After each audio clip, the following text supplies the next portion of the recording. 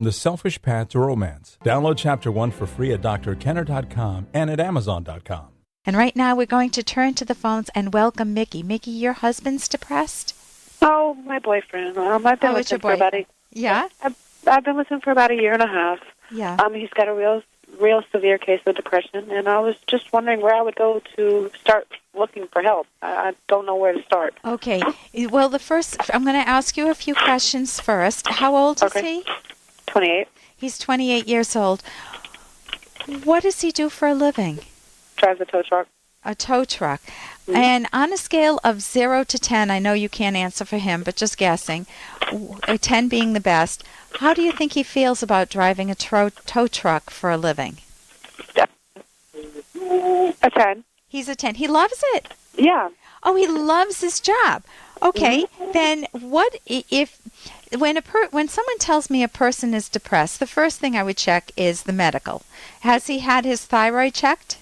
No. Oh, he's got to get to a doctor, because sometimes I've seen people who are very depressed and they go from therapist to therapist. They try different therapy medications, and it just is hypothyroidism. They just have... Maybe my question would be, like, do you know, like, a hotline or something where I could find a doctor for him? Where do you live? In Pompano Beach, Florida, Fort Lauderdale. Okay, you're going to have a medical society, but better yet, do you have insurance? No, not well. He will. With his job, it will be a couple months, but it's to the point where he needs it now. Yeah, I would actually call your medical society. You can look in the phone book in Pompano, or you can Google it, and call tomorrow and try to see if they have any sliding scale doctors that he could go to, or sometimes teaching hospitals will take on patients for a much reduced fee. But let me ask you a few more questions with the so that's what you can do in terms of taking action. And you may be able to, you can also call, that would be for the medical, to rule out thyroid problems if he hasn't seen, you've got to rule out not just thyroid, but anything that mimics depression that happens to be a biological cause. Once a medical doctor says, listen, we've run all the tests on you, you've got a clean bill of health, it's psychological. Right. Well, if it's psychological, then you would go to a therapist, and I would recommend seeing a cognitive therapist. It's a website, Academy of CT, for cognitive therapy. So what would the website be? Academy of CT. Academy of CT.org. And you can go to my website, drkenner.com, drkenner.com, and get more information on depression and the rest, and get books that I recommend. But the big question, if he came into my office, I would ask him, hey, I got to interrupt this because we've got to pay some bills. 30 seconds, that's it. A very quick ad, and then Ellen will be back. Romance. Ugh, I wish guys knew more about what we want from a relationship. Boy, I wish I knew more about what I want. Where's that ad I saw? Here it is. The Selfish Path to Romance. A serious romance guidebook. Download Chapter 1 for free at selfishromance.com and buy it at amazon.com. The Selfish Path to Romance. That is interesting. But the big question, if he came into my office, I would ask him, what is the biggest loss in your life right now? What do you think? Kids. His kids. Tell me about that. His mother had him taken away by DHS. Okay. Why? He's fighting because drugs. Okay, you're whispering them. What, he was doing drugs? They were both, and they were living with her, and she got him taken away, and he's been trying to fight to get him back. When you say they were both, Mom and Dad were both doing. Right. Your husband, not your husband, your boyfriend was doing drugs. Right. Okay. They separated, but she got the kids taken away, and he's been fighting this battle for 2 years, trying to get them back. And how old are the kids? They are 2 and 3. 2 and 3 years old. Okay. So he's been fighting it for 2 years, and it's just gotten to the point where he's in such a deep depression that he doesn't want to do anything. All he wants to do is sleep. He doesn't want to go anywhere. He just wants to stay at home. Okay. A cognitive therapist, see, when you say depressed, this sounds like a clear therapy case, but still I would go to a medical doctor. I always like to have that ruled out, that there's some other cause. But if he is throwing in the towel with a value as high as his kids and just giving up, that could cause a pretty significant depression. Right. You're staying with him because you love him, or what's it like for you? I've known him for 7 years. We've been together for 1.5 years. Yeah. No drugs now? No drugs now? No. Everything's gotten a lot better since, for the last 1.5 years. But he's still, the depression's it's just, I guess I can see it because I've been there.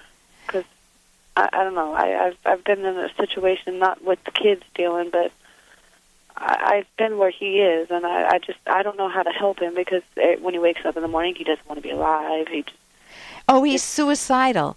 But he doesn't. He's not actively. He's passive. Right. So here's what. Right.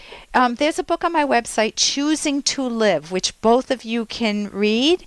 When you feel like you've got such a significant loss that you can't go on, what I help clients do is recognize that, yes, it's very bad, and yes, in this case, he has some guilt. He did lose the children because he was using drugs, right?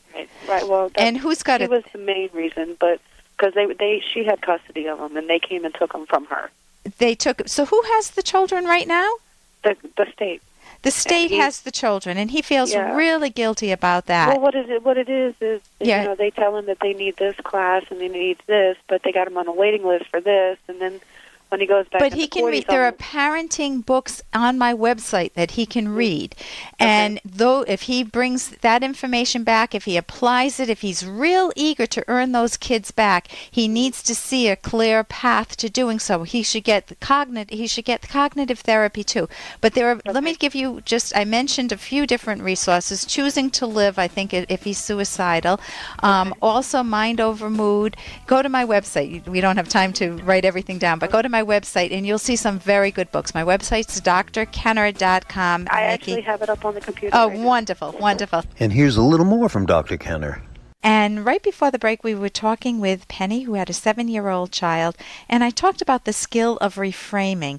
She was looking at her 7-year-old son as if he wanted to control the world. He's an only child. He wants to rule the roost. And as a parent, if you have that mental mindset, that framework in your mind, then you look at your kid as the enemy. No little 7-year-old's going to tell me what to do. And I recommended that she look at him more as a scientist, that he preferred, instead of doing what Mom and Dad wanted to do, to pick strawberries, he wanted to study frogs. And that's like a wonderful value for a kid at the age of 7. He's motivated by values. So how do you make a child want to pick strawberries? Well, you can invite them to maybe look for frogs in the strawberry field. You motivate by values. Also, if you've got an only child, you need to get breaks for yourself. You need to get regular sitting and get out with your hubby and get out, or your wife if that's the case, and also just to get out alone sometimes. That you need that for your own sanity. You need it if you have more than one kid too, but especially if you've got an only child. It's important for the child to know that there's mommy time and daddy time, and then there's family time, this time with mommy, time with daddy, but mommy and daddy also have to have some time alone, and you need to help your child get in the habit of realizing that. For more Dr. Kenner podcast, go to drkenner.com and please listen to this ad. Here's an excerpt from The Selfish Path to Romance, the Serious Romance Guidebook by clinical psychologists Dr. Kenner and Locke. One factor that undermines sexual arousal and enjoyment is to focus solely on your partner's pleasure. A self-sacrificial approach to sex does exactly that. It sacrifices your own pleasure. The compulsion to please, to perform, or to serve, not to disappoint, can be a severe source of disruptive emotion. What is the antidote? Since romance is in the best interest of both, make sure you both experience pleasure. To get pleasure, be conscious at some point of nothing but the pure pleasure you are getting. To make sure both partners get what they want, take turns if necessary so each of you experiences pleasure. Focus on enjoying yourself when you are with your partner. You can download Chapter 1 for free by going to drkenner.com, and you can buy the book at amazon.com.